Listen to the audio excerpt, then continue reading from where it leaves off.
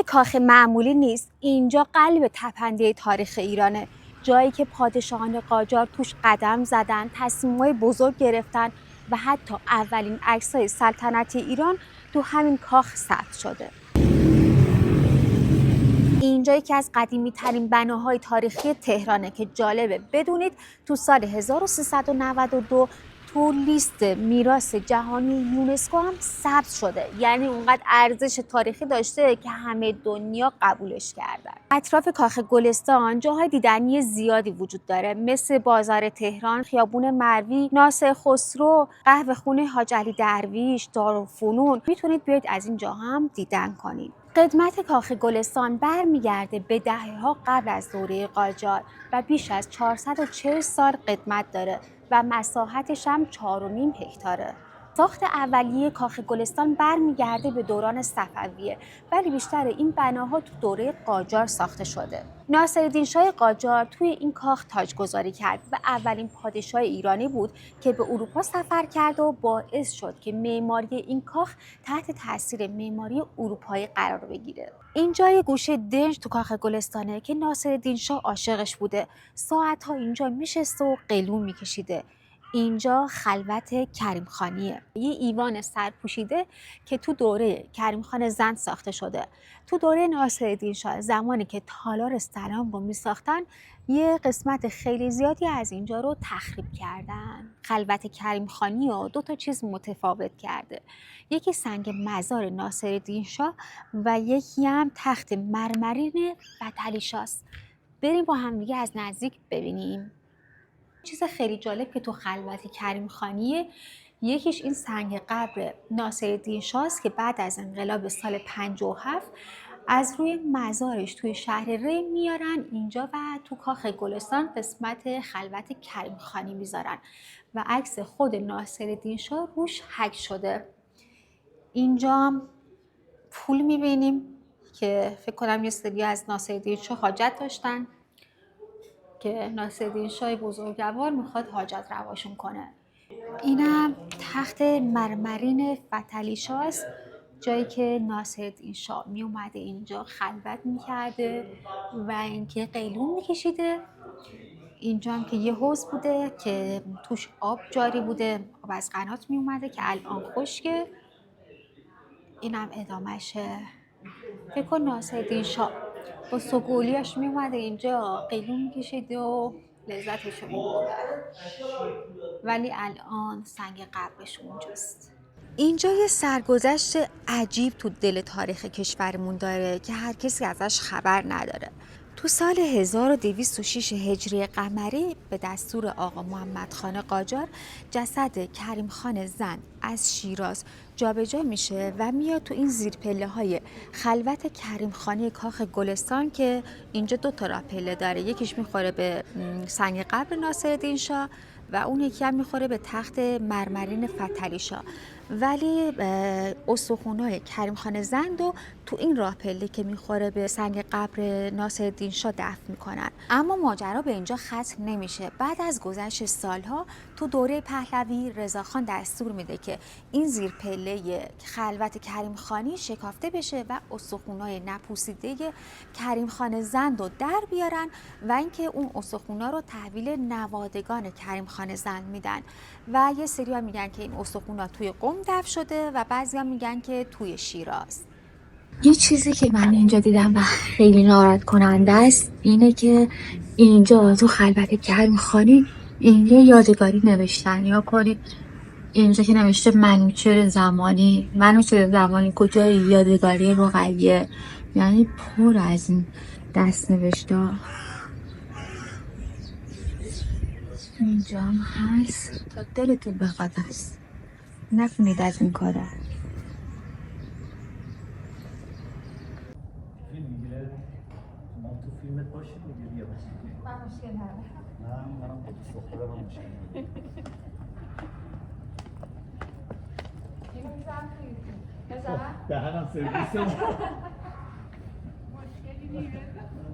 اینجا یه حوض خیلی بزرگ و با صفام داره. اگه فیلم جیران رو دیده باشید، همون جایی که ناصرالدین شاه و جیران می اومدن اینجا و لامپ بازی میکردن. خیلی با صفاست، جاتون خیلی خیلی خالیه. اینجا هم که بخش اصلی کاخ گلستانه که قراره بریم تو ببینیم چه خبره. خب میریم تو.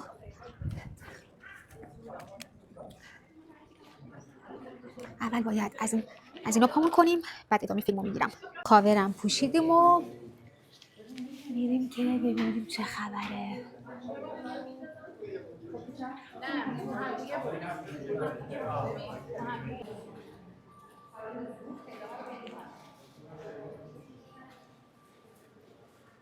یه نمای کلی بچه، تمام تالارا، مثلا اون تالار آینه است، تالار سلام، تالار آینه، تالار آج و اینکه الان میریم این سمت ببینیم تالار چیه. اینجا تالار سلامه که تو دوره ناصرالدین شاه ساخته شده و واسه مراسم رسمی، دیدارهای شاهانه و نمایش هدایای سلطنتی طراحی شده.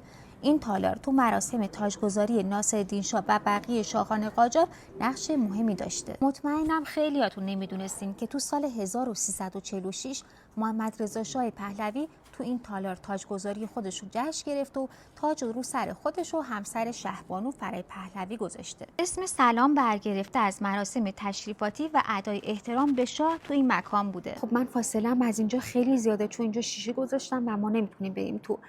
این فرش خوشگل رو که دارین میبینین قرن 13 تو کاشان این فرش بافته شده، بی نهایت زیباست. و اینکه 2 تا صندلی هست، این صندلی و اون صندلی. این صندلی مربوط به شاهزاده رضا پهلوی یعنی ولیعهد و اون یکی صندلی هم مربوط به شهبانو فرح دیباست. مجبورم که زوم کنم ببینید. این ماکت رو که میبینید، ماکت ناصرالدین شاه و بعد از سریال امیرکبیر به کاخ گلستان اهدا شده سال 63 و اینکه این ماکت هم کارگردان سریال معمای شاه اهدا کرده و یکی دیگه هم هست این ماکت که بعد از اتمام سریال مظفرنامه به کاخ گلستان اهدا شده. خب یه نقاشی خیلی باحال دیدم بهتون نشون بدم. این تصویر محمد خان وزیر نظامه که تو دوره قاجار نقاشی شده. اینجا میز شطرنج ناصرالدین شاه و یه سری تابلوهای خیلی خوشگل و باحال اینجاست که توضیحاتش اینجاست، یعنی اگه اومدین میتونین که توضیحاتشون رو اینجا بخونین. هر کدوم از اینا رو دونه بدونه توضیحاتشون رو داده. من اونایی که خیلی مهمن رو بهتون میگم. سقفش هم ببینید چقدر خوشگله. کاش میتونستم تو فیلم همه زیباییاشو بهتون نشون بدم. یه چیز خیلی باحال پیدا کردم. این ساعتی که اینجا میبینید پشت سر منه، این ساعت رو ملکه ویکتوریا به ناصرالدین شاه هدیه داده.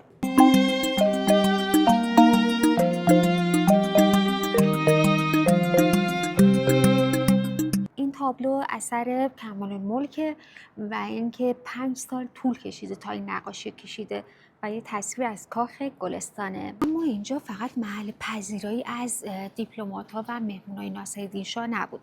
اینجا یه اتفاق دیگه هم میافتاده، اینکه زنهای ناصرالدین شاه هر شب جمعه می اومدن اینجا و اینکه ناصرالدین شاه یکی از اون زنها رو واسه اون شب انتخاب میکرد.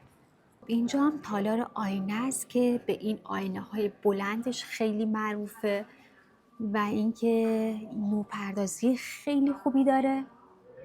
فکر کن ناصرالدین شاه می اومده اینجا و تو این آینه ها خودش رو نگاه میکرده. واقعا واسه اون زمان خیلی لوکس و مجلل بوده.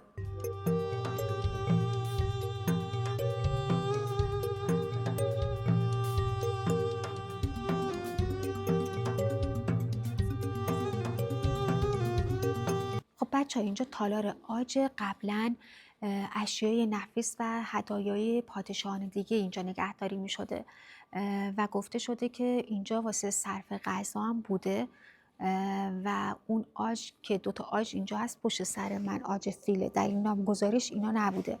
آج به زبون ترکی یعنی گرسنه، ولی الان خب خیلی تغییر کرده. قبلا اشیای نفیس و هدایای پادشاهان دیگه اینجا نگهداری می شده ولی الان خیلی فرق کرده و اینکه چند تا عکس خیلی بزرگ اینجاست. اینا خیلی بزرگه، تو فیلم کوچیک میفته.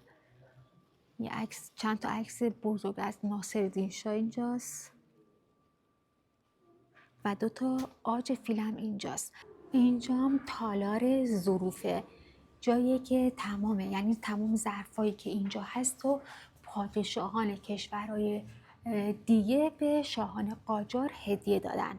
این سرویس چینی زیبایی که پشت سر من میبینین هدیه ناپلئون سوم به ناصرالدین شاه بوده. بریم با هم دیگه ببینیم.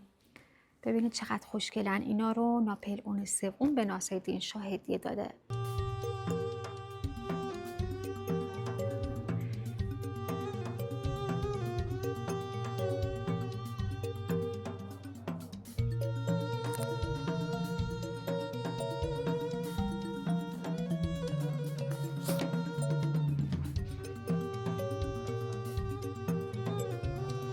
اسم این تالار زیبا تالار برلیانه که تو زمان ناصرالدین شاه از این تالار واسه نگهداری هدایای پادشاهان خارجی استفاده می شده و تو دوره پهلوی به عنوان محلی برای برگزاری مهمانای رسمی دربار بوده. این کارو که می بینید خیلی بزرگه و بی نهایت زیباست.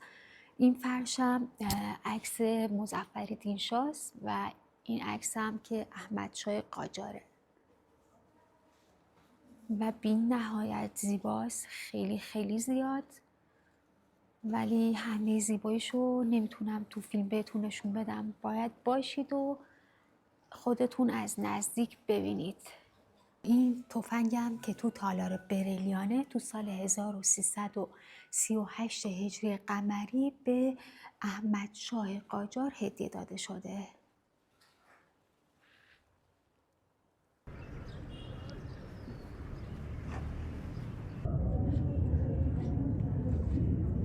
اینجا ایوان تخت مرمره که تو سال 1221 هجری قمری به دستور فتحعلی شاه قاجار ساخته شده و حدود 219 سال قدمت داره. ایوان تخت مرمر جاییه که شاهان قاجار از جمله آقا محمد خان و ناصرالدین شاه روی این تخت تاجگذاری کردن. اینجا همون جاییه که فتحعلی شاه و بقیه شاههای قاجار روش میشستن و مراسم‌های سلطنتی رو برگزار میکردن. آخرین مراسمی هم که به صورت عام اینجا برگزار شده تاجگذاری رضا شاه بوده تو سال 1304. روی این تخت مرمر یه سری ابیات ملک شعرای بهار در وصف ستایش فتحعلی شاه قاجار ثبت شده. کامل 5 در ارسی که به سمت بالا باز میشه و کتیبه بالاش که به سبک گره چینی طراحی شده و ساخته شده. از زیباترین و منحصر به فردترین قسمت‌های ایوان تخت مرمر هستش که برمیگرده به دوران کریم خان زند. قدیمی‌ترین قسمت ایوان این کتیبه هستش که واقعا زیبا و منحصر به فرده. بچه این در که تو ایوان تخت مرمره از نقره و چوب و عاج و استخون شتر ساخته شده و یه سری از ابیات سعدی روش حک شده.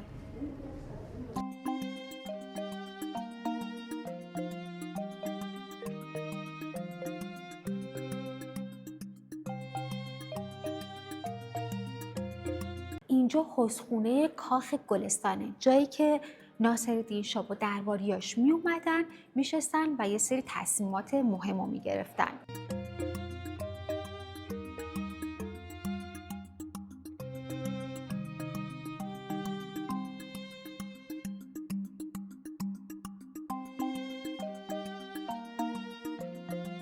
خاطر این حوض بهش گفتن حوضخونه که قبلا اینجا حالا پر از آب بوده. فکر کن ناصرالدین شاه اینجا میشسته با درباریا و یه سری قراردادها رو مینوشتن و اینکه تمام این تابلوهایی که اینجاست تمامشون اصل یه لباس خیلی جالبم اونوره که حالا بهتون نشون میدم. لباس مخصوص ملکه انگلیسه که زمانی که ناصرالدین شاه واسه بار اول میره فرنگ بهش هدیه میده.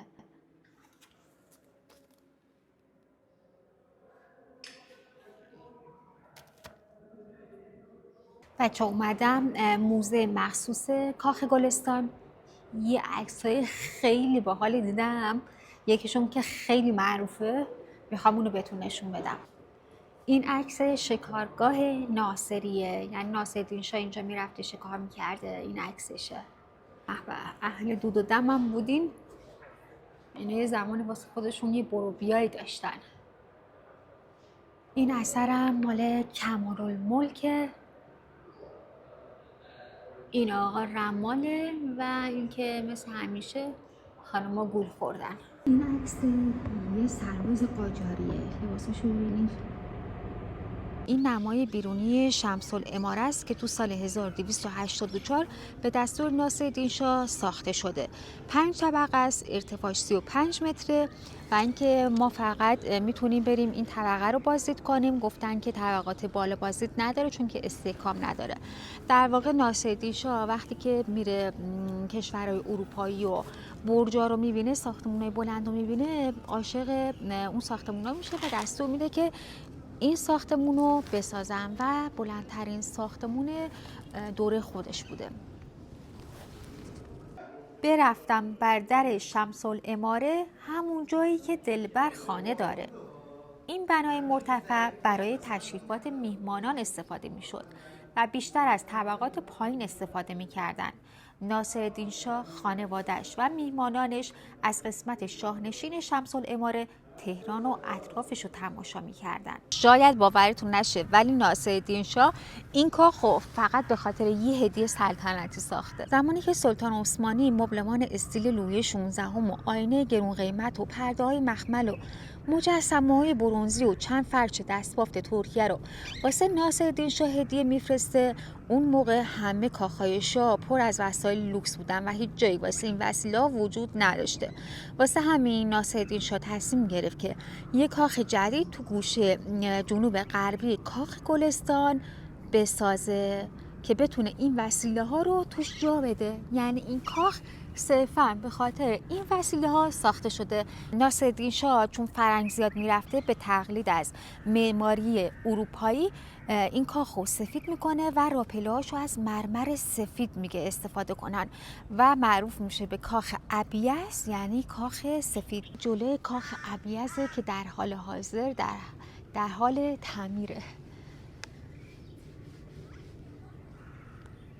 بعدها کاخ ابیض شد دفتر صدراعظم و جالبه بدونید که امیرکبیرم اینجا بوده و اینکه مصدقم اینجا بوده و تو سال 1347 تبدیل به موزه میشه. اسم کاخ ابیض الان شده موزه مردم شناسی. بریم با هم دیگه ببینیم تو چه خبره. خب بریم داخل کاخ ابیض رو ببینیم. همونطور که میبینید توی کاخ ابیض شما چیزی که میتونید ببینید لباسهای قاجار و لباسهای سنتی کشورمونه. سلام علیکم حاج خانم. این یه فضای کلی. اینجا قسمت مورد علاقه منه. مجسمه‌های نمادین. موزه مردم شناسی. الان اسم شده موزه مردم شناسی. این چیه؟ اون چیه واقعا؟ تبره؟ ساطوره؟ و اینکه اینجا هم ببینید جالبه. این لباس ها چقدر هیکلی بودن، یعنی اون موقع کسی اینو پوشیده. اینجا محوطه کاخ گلستانه. زمانی که از اون ور میاین داخل، ورودش اون وره، میاین داخل بیاین اونجا ورودی اصلی کاخه، یعنی تالار سلام، تالار آج، تالار الماس اونجاست. اون قسمت اصلیشه. جفتش حوضخونه است، نگارخونه. اونجا هم که سنگ مزار ناصرالدین شاه بود. اون برم که تخت مرمرینه. اینجا هم کاخ ابیضه و الان میخوایم بریم اونور. اگه باز باشه بادگیر رو ببینیم. این هم از محوطه کاخ گلستان. اون وسط هم که یه حوضه. این هم یه پیشی کاخ نشینه که با شام فالوده نمیخوره. اگه خود ناصرالدین شاه هم اینجا بود تو باهاش فالوده نمیخوردی. اینجا هم عمارت بادگیره. یکی از قدیمی ترین بناهای تاریخی کاخ گلستان که تو زمان فتحعلی‌شاه قاجار ساخته شده. جالبه بدونید مظفرالدین شاه قاجار توی عمارت بادگیر کاخ گلستان تاجگذاری کرده و برج‌های بادگیر تنها بادگیرهای تزیین شده با آینه کاری و گچ‌بری توی ایران هستند. زیر عمارت بادگیر یه اتاق تابستونی بزرگ وجود داشت که با جریان باد 4 برج بادگیر و با کمک حوضخونه میانی که آب قنات شاهی توش جاری بود خنک میشد.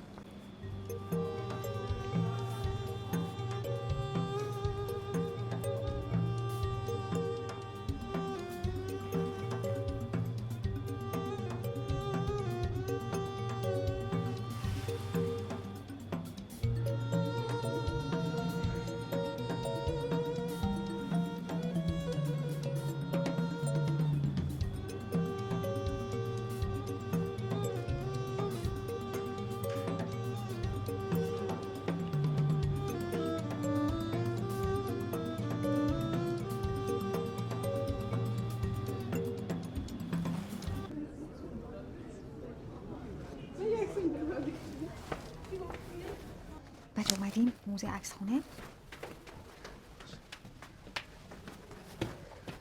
کلی پله داره، این همه سنگای مرمر ها.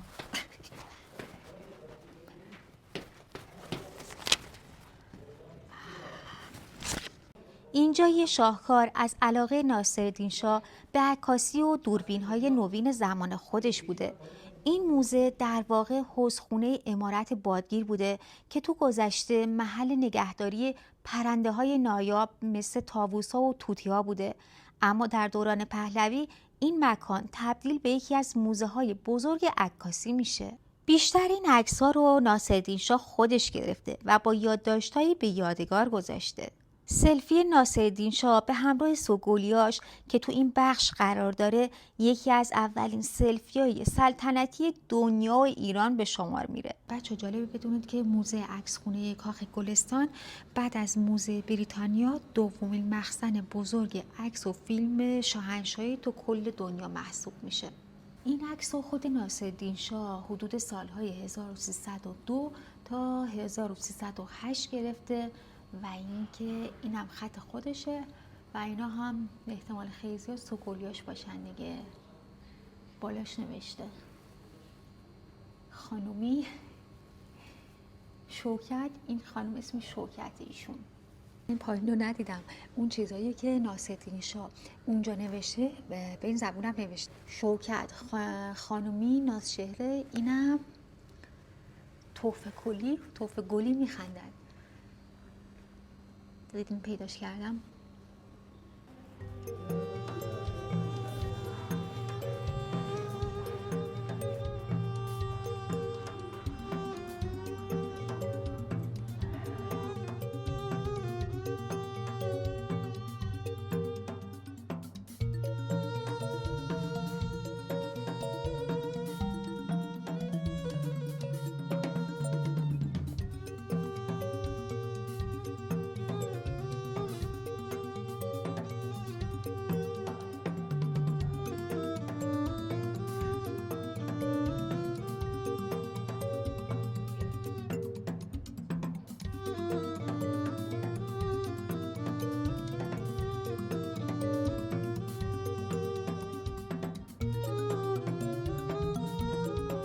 لوکیشن کاخ گلستان خیابون 15 خرداد میدون ارگ و اینکه بهترین راه دسترسیش اینه که با مترو بیاین و ایستگاه 15 خرداد پیاده بشین و اینکه حدود 7-8 دقیقه پیاده روی داره که برسیم به این کاخ زیبا.